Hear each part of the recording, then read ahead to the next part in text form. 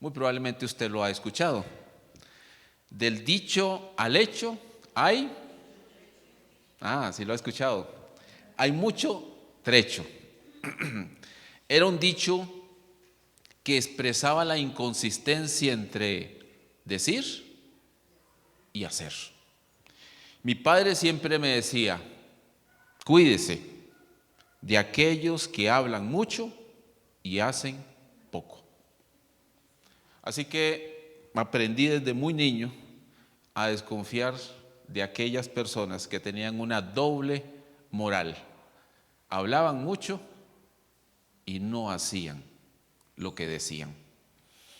Me parece a mí que esta frase, si Jesús viviera hoy y estuviera entre nosotros, sería la frase que resumiría el texto que acabamos de leer en Mateo capítulo 7 del verso 21 al verso 23.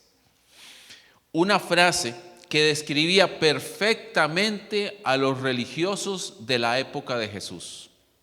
Los fariseos, los escribas, los saduceos, los líderes religiosos de la época de Jesús eran personas que se mofaban, que se enorgullecían de ser el pueblo de Dios. Hablaban mucho de lo que eran, pero como Jesús lo dijo una y otra vez, hagan lo que ellos dicen, pero no hagan lo que ellos hacen. Sus hechos no se correspondían con sus palabras. El Sermón del Monte, que ya estamos llegando a los últimos versículos, no es otra cosa que una declaración de los principios de vida del reino de Dios. ¿Cómo debo vivir como discípulo de Cristo? Y esos principios, si se me permite resumirlos, podríamos condensarlo en los siguientes. Son principios de vida, cómo debo vivir en el reino de Dios, en este mundo. 1, mi vida debe estar marcada por las bienaventuranzas. 2, debo cumplir las escrituras de adentro hacia afuera, no solo externamente. No debo odiar a mi prójimo. Tal vez una de las frases más duras que Jesús dijo. Debo mantener una pureza sexual. No debo jurar falsamente, ni debo vengarme del hermano, sino debo expresarle amor. Expresar mi espiritualidad al ser generoso con otros, al tener una profunda comunión en oración con Dios y a utilizar el ayuno como una expresión de dependencia de Dios. Acumular tesoros en el cielo, no en la tierra, y enfocarme en el reino de Dios y su justicia. No juzgar a otros. Entender que el principio espiritual más relevante que debo aprender es pedir para hallar, buscar para encontrar, llamar para que se le abra.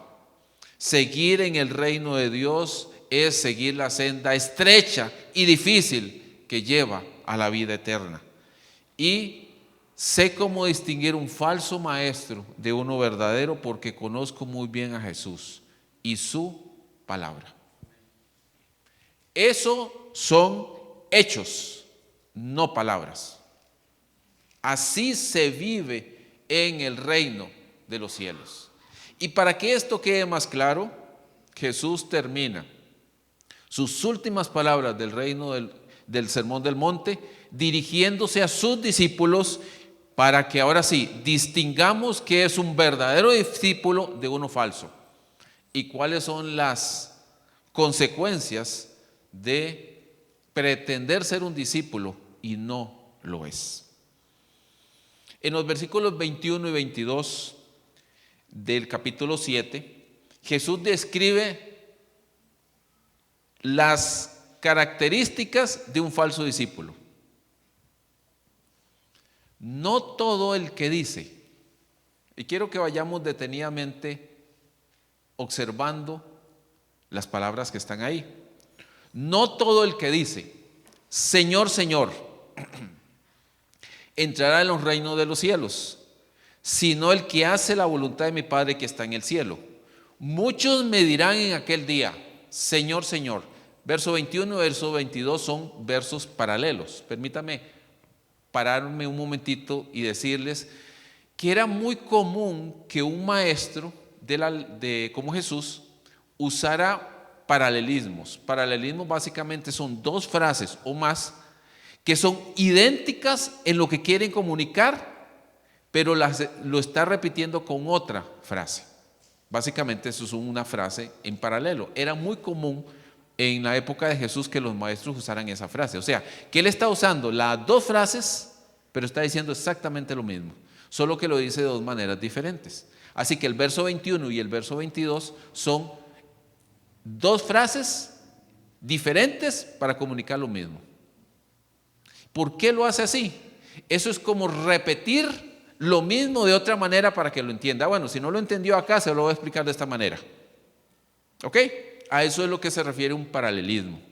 Eso era muy común en la época de Jesús y muy común de los hebreos de esa época. Ejemplos, el libro de Proverbios. El libro de Proverbios es sabiduría popular escrito en paralelismo hebreo. Todo el libro de Proverbios, bueno, del capítulo 7 en adelante es más propiamente dicho. Un proverbio es eso, es un paralelismo, dos frases o más que quieren comunicar una idea, pero lo ponen de dos maneras diferentes. ¿Ok? Pues aquí tenemos eso. Básicamente lo que tenemos es un proverbio. No todo el que me dice, muchos me dirán, uno está en negativo, otro está en positivo. Pero ambas hacen un énfasis en unas palabras, Señor, Señor. Esas palabras que se pronuncian tienen características muy particulares. Una, es una confesión verbal, pública. Eso es muy importante. Decir esa frase me parece que es relevante. Es más, el apóstol Pablo lo dice de esta manera. Si confiesas con tu boca que Jesús es Señor, ojo, Pablo lo escribió muchos años después. Si confiesas con tu boca que Jesús es Señor y crees en tu corazón que Dios lo resucitó entre los muertos, serás salvo. Declarar públicamente Jesús es mi Señor es una declaración que se debe ajustar a lo que hay en mi corazón. Si se ajusta a lo que hay en mi corazón, la declaración de Jesús es mi Señor, es una declaración de fe. Soy un discípulo de Jesús. Tengo que decir que no todo el mundo está dispuesto a hacer esa declaración. Jesús es mi Señor. Y a partir de ahí vivir según esa declaración. ¿Qué es lo que Jesús está apuntando? Así, la dicen, pero no viven por eso que dicen. Eso es lo que Jesús va a apuntar. Si crees en tu corazón que Dios resucitó a Jesús de entre los muertos, serás salvo. Porque con el corazón se cree para justicia y con la boca se confiesa para salvación. Declarar que Jesús es Señor es una confesión bíblica, o como diría un teólogo, es una declaración ortodoxa, que significa la sana doctrina. Creer que Jesús es Señor significa básicamente atribuirle un título divino. ¿Por qué? Porque la palabra Señor en griego, Kyrios o Kurios, básicamente era una frase, una palabra que se adjudicaba a lo divino. El equivalente a Jehová en el Antiguo Testamento, por ponerle en un equivalente con el hebreo en el Antiguo Testamento. Ese es el equivalente, Adonai, ese es el equivalente. Así que decirle a Jesús, Señor, es decirle, eres Dios. ¿Ok? Entonces pareciera ser que esa palabra, Jesús adjudicado al título de Señor, es importante decirlo. Y es más, esta declaración se repite dos veces, Señor, Señor. Pareciera ser que el que lo está diciendo con entusiasmo. Pareciera que su fuerza radica en decirlo con fuerza, porque tiene una profunda convicción. Pero Jesús lo dice así: muchos me dirán en aquel día, no todo el que dice. O sea que hay un montón de gente diciendo Señor, Señor, pero realmente hay algo mal en eso. Hay algo mal en lo que ellos dirán. Es más, en aquel día me dirán. ¿Cuál día? Uno, podría ser el día que muramos, si estemos delante de su presencia. Dos, podría ser el juicio final, cuando estemos en su presencia. El punto es que indistintamente cuál momento sea, vamos a llegar y algunos, muchos, dice ahí, le dirán, Señor, Señor. Con ambas frases se está cerrando la puerta. ¿Por qué razón muchos de estos que le van a decir a Jesús, Señor, Señor, no entrarán en el reino de los cielos? No es suficiente las palabras. No es suficiente simplemente decir que yo soy. No es suficiente decir yo tomé la decisión cuando no le permitimos al Espíritu de Dios que Él opere en nuestras vidas, transforme nuestras vidas y nos ajuste a vivir de acuerdo a lo que decimos. Es más, no sé si a usted le llama la atención que en la segunda frase dice así, Señor, Señor, y hay tres características que se mencionan. Profetizamos en tu nombre, echamos fuera demonios, es más, hasta hicimos milagros. ¿No le asusta esas tres frases cuando Jesús dice, no los conozco, apártense de mí, hacedores de maldad? Suave, póngale un alto ahí.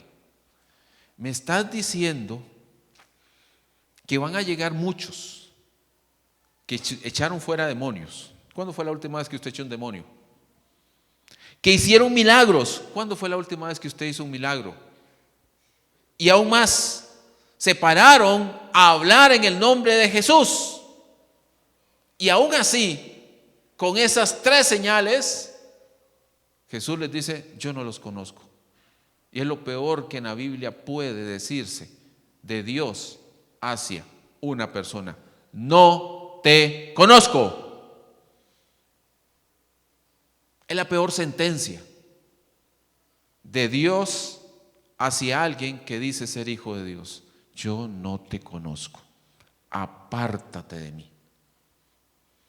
Mis queridos hermanos, si el sermón del monte hasta aquí le ha parecido incómodo, esto viene a ponerle la cereza al pastel.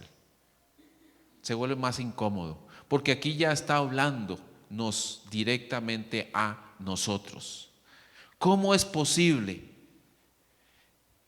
que predicar en el nombre de Dios, echar fuera demonios y hacer milagros no sea una característica relevante para Jesús de un discípulo de Él? Aunque puede hacerlos, sí, pero eso no es suficiente, mis queridos hermanos. ¿Por qué razón? Y aquí vamos a luchar con un problema que había en la época de Jesús y está hoy presente en nuestra época con más intensidad. El querer ver estas señales en medio de la iglesia. Y hoy lamentablemente sufrimos la mismo mal. Queremos ver señales, milagros, demonios salir y buena palabra, pero no queremos vivir como Él nos está pidiendo que vivamos. Queremos un show de un culto, de un momento, pero no queremos vivir el día lunes por la palabra de Dios. Queremos vivir de show en show los fines de semana, pero no el día a día por la palabra de Dios. Mis queridos hermanos, déjenme confesarme delante de ustedes. Yo no quiero ver milagros, yo no quiero ver demonios salir, yo no quiero predicar, yo quiero vivir por la palabra de Dios y que usted lo haga. Si usted me pregunta a mí, ¿qué quiere ver? Quiero ver un avivamiento, pero cuando hablo de un avivamiento no estoy hablando de demonios saliendo, milagros sucediendo, no. Estoy hablando de milagros que pasan el día a día donde usted está, donde usted se ajusta a la palabra de Dios, donde la gente le pregunta a usted, mira, ¿qué te está pasando? Algo está cambiando en tu vida, donde la gente le dice, mira, es algo diferente en ti. ¿Qué tienes? Porque me parece que lo que tú tienes y estás viviendo es diferente. Y si usted me pregunta, ¿y los demonios saliendo y los milagros? Van a venir, van a seguir a aquel y aquella que vive de acuerdo a la palabra de Dios. ¿Por qué? Porque va a haber una confrontación directa con el mundo, con Satanás y con el pecado. Mis queridos hermanos, no pidamos señales si no estamos dispuestos a vivir por la palabra de Dios. Jesús es bien claro, me parece a mí. Si no, el que hace la voluntad de mi Padre es el que está en el cielo.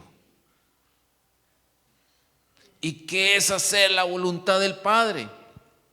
Y entonces, ¿qué es vivir por el reino de Dios? Mis queridos hermanos, hacer la voluntad del Padre es ir a la palabra, asumir el reto de hacer de la palabra mi manera de entender y mi manera de vivir. Es ser renovado por la palabra al leerla, estudiarla y bregar con cómo hago para vivir por las Escrituras. La declaración Señor, Señor significa vivir por la palabra de Dios. Jesús contó una parábola y déjenme leérselas a ustedes. Está en Mateo capítulo 21. Me parece que resume muy bien esto. Dice así: ¿qué les parece? Un hombre tenía 2 hijos. Llegándose al primero le dijo: hijo, ve, trabaja en la viña.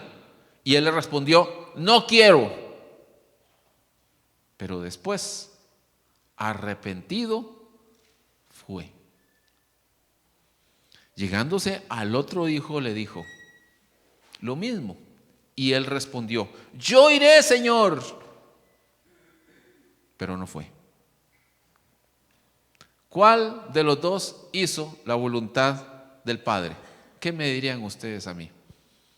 ¿Cuál de los 2 hizo la voluntad, el primero o el segundo? ¿Cuál hizo la voluntad del Padre? El primero. Aunque sus palabras fueron no, arrepentido después fue.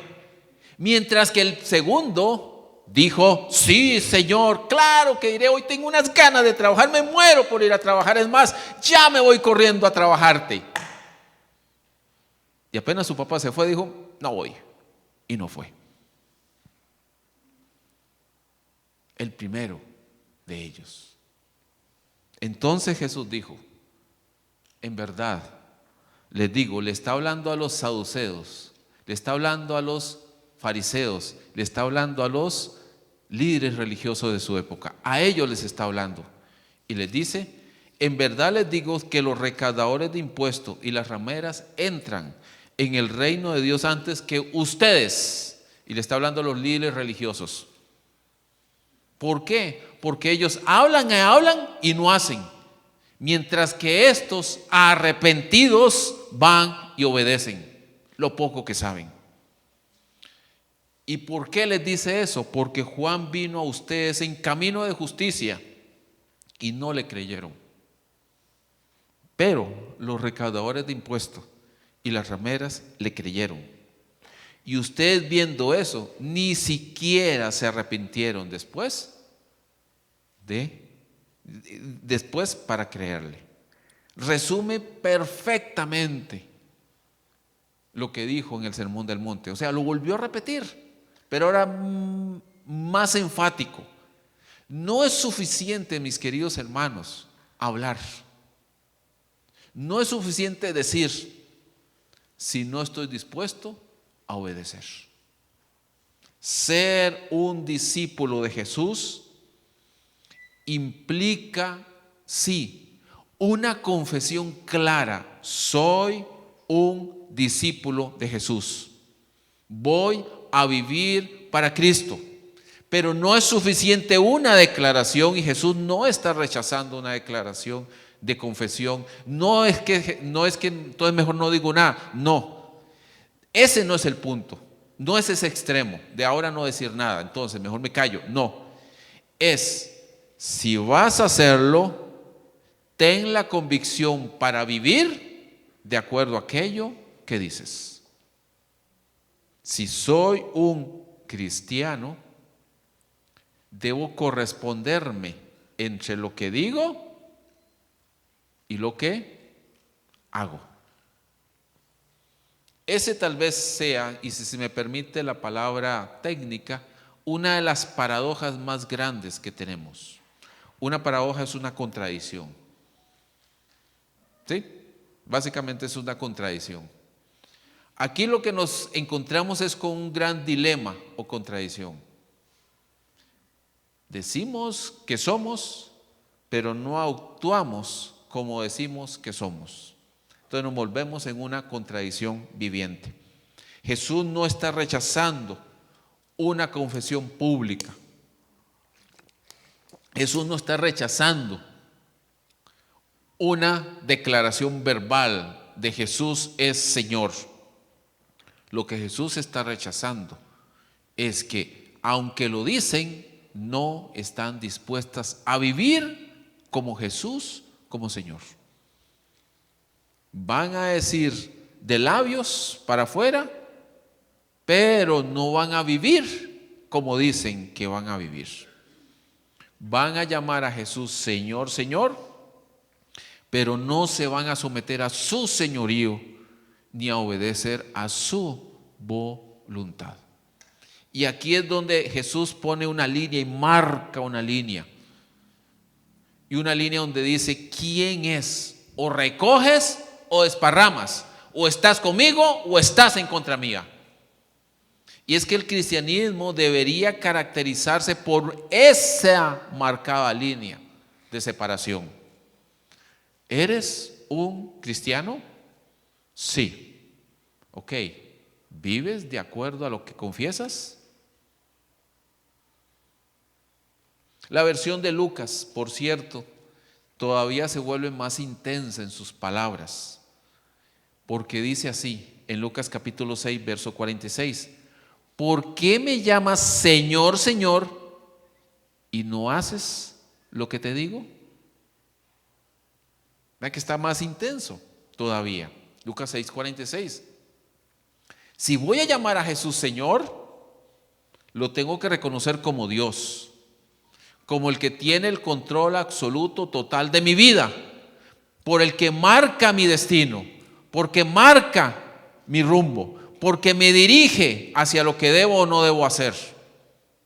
Él me creó con un propósito, me ajusto a ese propósito, no lo que el mundo dice, no lo que la sociedad dice, no lo que la moda contemporánea me dice, sino qué es lo que Dios quiere que haga. El trabajo donde estoy, cómo me relaciono con las personas, qué voy a estudiar, con quién me casaré, por qué lo haré, a dónde viviré, por qué lo haré de esa manera. Todo debe obedecer no a mis intereses propios, sino a: Señor, esto es, ¿y hacia dónde quieres que vaya? Básicamente, esas son las profundas decisiones que nos toca trabajar en medio de la vida de hoy. A mí me llama muchísimo la atención y me encanta leer sobre misioneros y hombres y mujeres que tomaron decisiones sumamente difíciles en su momento. Recuerdo a uno que fundó una empresa que hoy sigue siendo una empresa muy grande, la de los jugos Welch, de jugos de uva. Esos tal vez los han visto, son riquísimos. Pues resulta ser que el que fundó esa empresa es de ese apellido, en los 1800. Y la fundó principalmente porque él quería ser misionero, pero no lo logró. Así que en medio de esa realidad se dio cuenta que los misioneros sufrían mucho escasez económica. Así que él decidió empezar a montar un negocio porque era bueno para los negocios.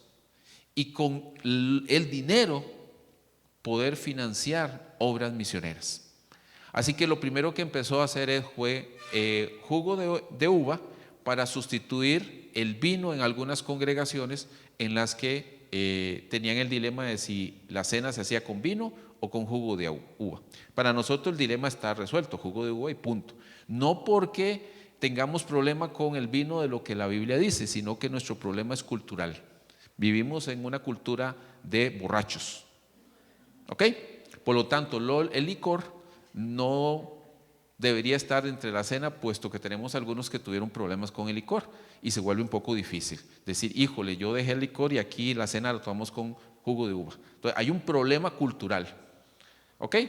Digamos que para mí eso es suficiente y podemos discutir en otro momento las diferencias en ese sentido, pero el problema lo tenemos cultural. ¿Ok? Es problema cultural. Él en su época tenían esos problemas en Estados Unidos, por lo tanto muchas congregaciones decidieron que debería ser jugo de uva, pero ¿cómo conseguir jugo de uva si no tenían? Si la mayoría de lo que se vendía era vino. Así que ellos fundaron una empresa para empezar a proveer esa necesidad a las congregaciones, pero de un pronto a otro se volvió demasiado bueno, porque era muy bueno, así que empezó a comercializarlo en vez de tener vino, poder tener jugo de uva. Y en ese sentido, de las ganancias financiaba proyectos misioneros. Se volvió muy exitoso y resulta ser que hizo mucho bien. Un hombre que quería ser misionero, pero encontró una razón más grande y profunda en el mundo de los negocios y se volvió un misionero en el mundo de los negocios. Mis queridos hermanas, hay mucho de eso que debemos preguntarnos. ¿Dónde Dios me quiere a mí? Para ser un cristiano, un hijo de Dios, no de palabras, sino de vida. Y hacerlo para la gloria de Dios. Vivimos en una época de una gran y profunda crisis moral.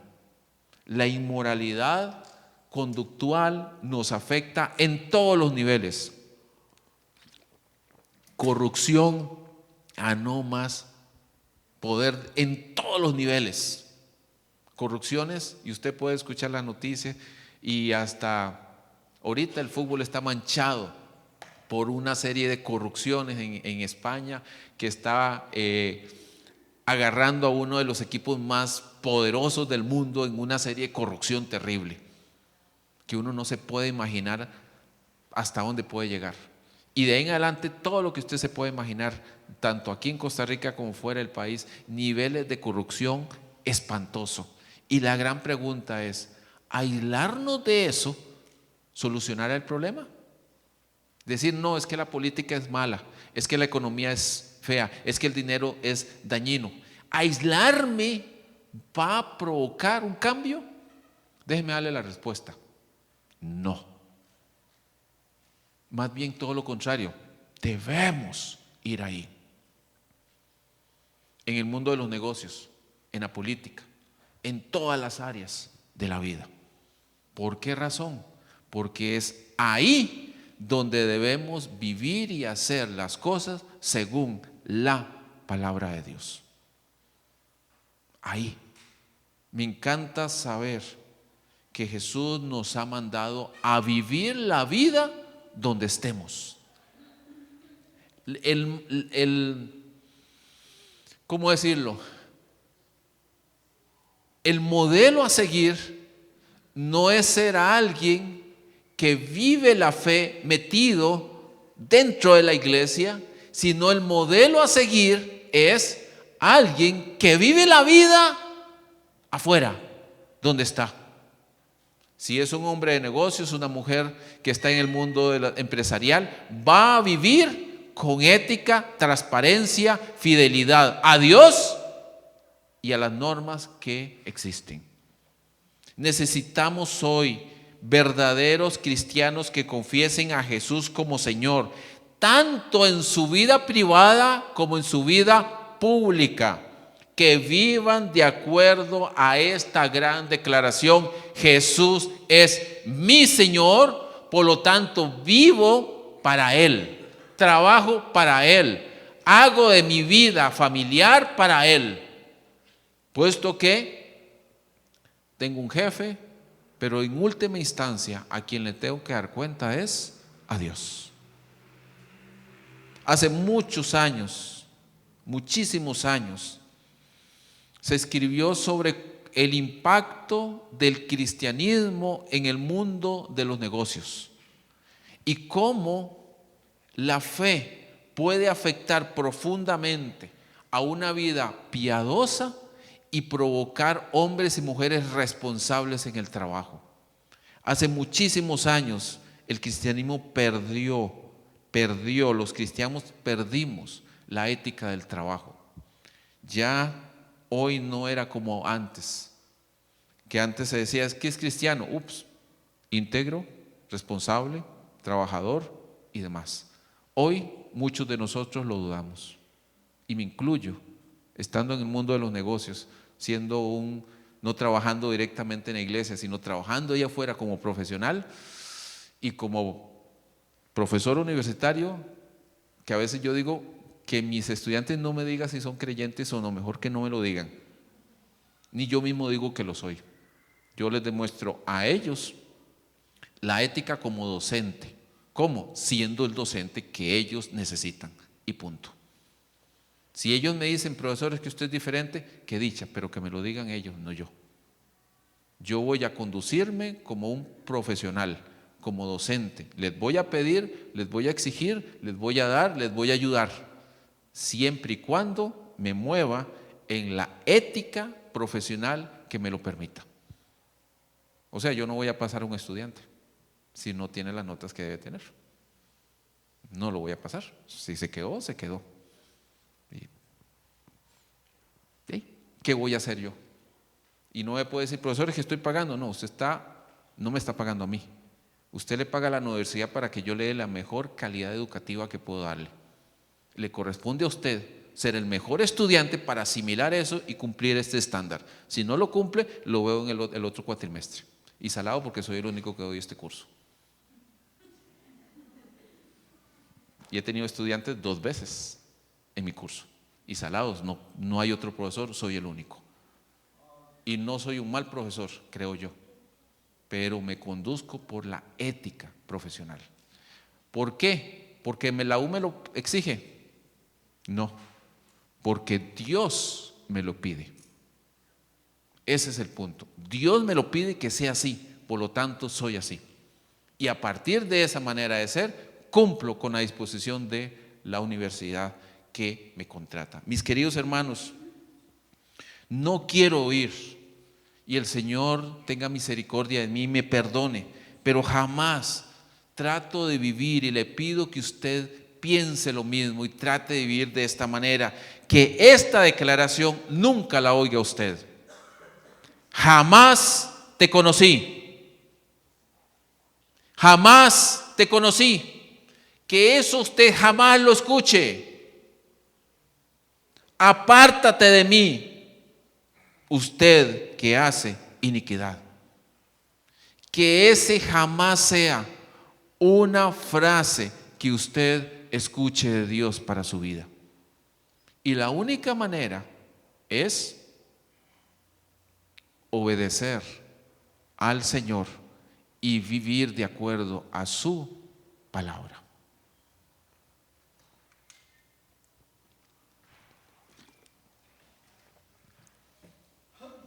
No soy de sermones largos, así que déjeme cerrar. ¿Por qué dice usted que es cristiano o discípulo de Jesús? ¿Por qué razón usted me podría dar a mí? ¿Cuál es la razón por la cual o las razones por las cuales usted dice que es cristiano? ¿Qué razones daría si alguien le pregunta, mira, usted es cristiano? Sí, ¿por qué? ¿Qué le diría? ¿Cuáles serían las evidencias que le implicarían si es usted cristiano o no? ¿Será que las palabras van a sobrar para que los hechos iluminen? La forma como te comportas como esposo, como esposa, como hijo, como padre, como madre, como colaborador en la empresa donde laboras, como estudiante, como un trabajador independiente, como miembro de una iglesia, como ciudadano. ¿Será que siendo eso te delata que eres un hijo de Dios? ¿O vives como todos los demás? De tal manera que no hay diferencia hasta que dices soy cristiano. Ah, ¿en serio? Muchos hemos tenido que cerrar nuestra boca cuando alguien ha dicho eso. Soy cristiano, y por dentro nosotros no me hubiera dado cuenta nunca. No veo la diferencia entre vos y este otro, no lo veo. Yo espero que algunos no digan eso de mí y que el Señor me perdone si lo he hecho. Por tus frutos te conocerán. ¿Quiénes te van a conocer? ¿Cómo te van a conocer? ¿Cuál sería la descripción de estos frutos que das? ¿Eres una carta abierta que evidencia los principios del reino de Dios expresados en el Sermón del Monte? Limitémonos ahorita al Sermón del Monte, nada más, los 11 que mencioné anteriormente. Y si alguno dice, ¿cuáles eran? Ok. ¿Serán esos 11 principios evidentes en tu vida? Y si a algunos se le olvidaron, se los vuelvo a leer. Tengo suficiente tiempo para hacerlo. ¿Vives una vida marcada por las bienaventuranzas? Todas las bienaventuranzas son parte de tu vida. ¿Cumples la ley internamente, no solo externamente, diciendo hoy cumplí, vine al culto? No, es que deseabas profundamente venir a adorar a Dios. No odias a tu hermano, jamás. Mantienes una vida de pureza según tu realidad de casado o soltero. No hay una tercera opción, perdón. No hay una tercera opción. O estás casado, mantienes la pureza de un esposo o esposa, o si estás soltero, la de soltero. No hay tercera opción. ¿Sí? La tercera opción es el pecado. Vivir como esposos y esposas estando soltero. Eso se llama libertinaje y un montón de calificativos pecaminosos que la Biblia tiene. Igual el esposo o esposa que quiere vivir una vida como soltero, haciendo lo que le dé la regalada gana y viviendo una vida perdida. Eso se llama adulterio. No hay una tercera opción. No juras falsamente, ni te vengas de tu hermano, sino que le expresas amor. Tu vida de espiritualidad es una vida generosa, de oración y siempre buscando disciplinas que te hagan crecer. Acumulas tesoros en los cielos, te enfocas en el reino de Dios y su justicia como la brújula de tu vida. Antes de tomar decisiones, ¿qué es lo que Dios me pide que haga? ¿Esta decisión me ayuda a impulsar su reino o no? No juzgas a otros. ¿Entiendes lo que significa pedir, buscar y llamar? Vives claramente por el entendimiento que vivir para Dios es vivir en la senda estrecha y difícil. No es fácil, es duro y difícil. Distingues a los falsos maestros porque conoces a Jesús. Y podríamos agregarle una más. Tienes claro que un verdadero discípulo vive en obediencia a Dios, más que hablar. Esa sería la 12ª. Así que ahí tenemos la docena de principios que deben caracterizar la vida de un discípulo de Jesús. El Sermón del Monte no es para hablar, el Sermón del Monte es para vivirlo, en oposición a lo que el mundo dice. formar parte de una iglesia, decir solamente que soy cristiano, cantar algunos cantos, aguantarse un sermón grande, participar en actividades litúrgicas, oír música de cantantes cristianos y otras prácticas, no te convierte en cristiano. Y esto es para ustedes, papás. Sus hijos tienen que rendir sus vidas a Jesús. Sus hijos no son cristianos porque ustedes lo sean, o porque vienen a la iglesia, o porque van a las actividades jóvenes, o porque escuchan alguna cancioncita cristiana. Ojalá, es mejor que la basura que el mundo tiene, empezando por los éxitos del mundo, que es pura basura. Así, pura basura, perdónenme la expresión, pero no sirve de nada eso. Y por eso estoy de acuerdo con algunos memes que decían: yo sí tuve una infancia bonita, Bad Bunny no existía, aleluya, aleluya, yo tuve una infancia fabulosa. Y algunos de nosotros añoramos esos años de los 90 cuando había música de veras, aún la que no era cristiana. Vaya que vale la pena. La de hoy definitivamente es patética, terriblemente mala. Así que si sus escuchan esa música, Señor, tenga misericordia, estimado Padre, ore, ayune. No sé qué tendrá que hacer, pero que el Señor tiene que hacer un milagro si su hijo o hija escucha esa música y dice que Bad Bunny es un cantante. Definitivamente tiene serios problemas. Serios problemas, en serio. Déjeme decirlo así muy respetuosamente. Estoy siendo sarcástico, por cierto, y muy respetuosamente, pero en serio, tiene problemas. Eso no es música. Ofende a las personas, ofende la dignidad de las mujeres, ofende la dignidad de cualquier ser humano. Eso se canta, sí. Y no he escuchado una marcha en contra de ellos. No he escuchado ninguna marcha de ninguno de los que defiende la dignidad de la mujer diciendo: ¿cómo le van a dar un premio a ese cantante si ofende a las mujeres? No, mis queridos hermanos, queremos vivir de acuerdo al Evangelio. ¿Qué escucho? ¿Cuáles son mis prioridades en la vida? ¿Qué veo? ¿Cuáles son mis prioridades? ¿Qué leo? ¿Cuáles son mis prioridades? En eso tan normal, tan cotidiano, es que en lo cotidiano es que debemos mostrar el Evangelio de la vida común y silvestre. En lo cotidiano, lo que escucho, lo que veo, lo que leo, lo que digo, lo que hablo, en lo cotidiano es donde más se muestra qué es lo que Dios está haciendo en mi corazón. O sea que este sermón no sirve de nada si usted ahorita que termina el culto y se va para su casa, y mañana cuando está en su lugar de trabajo o de estudio, no se hace la gran pregunta: es ¿cómo voy a vivir hoy para la gloria de Dios? De eso se trata, por cierto. No de este ratito, sino de la semana. De la semana.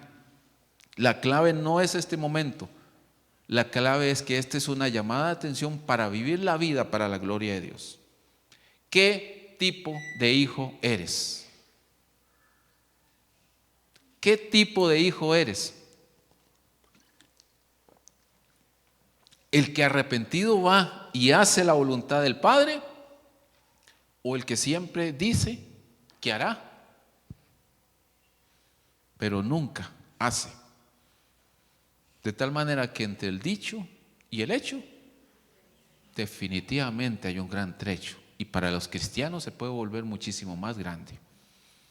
Se puede volver entre la diferencia entre el cielo y el infierno. Literalmente. Entre el dicho y el hecho hay una infinidad de separación entre el cielo y el infierno.